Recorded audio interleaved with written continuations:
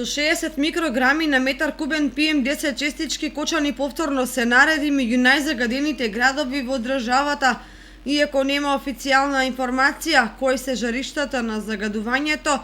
Претпоставка е дека тоа доаѓа од печките на дрва, кои доминантно се користат за затоплување на домовите.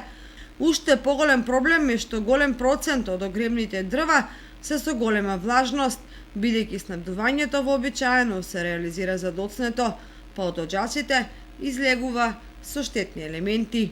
Тоа што локалната самоуправа во изминатата година ангажираше фирма да ги утврди жариштата на загадување и да предложи соодветни мерки за намалување на загадувањето, не го реши проблемот, поради што повеќе од сигурно е дека и престојната зима кочанци ќе дишат загаден воздух.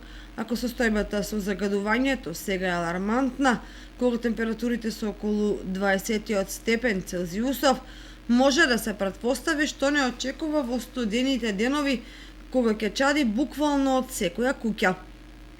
Како што тргнале работите, еколошкиот момент не ќе биде делумно саниран и од субвенциите при набавката на граѓаните на инвертор клими со оглед на најавите за енормно поскапување на струјата, поради што малку семејства може да си дозволат да се греат на овој наеколошки енергенс.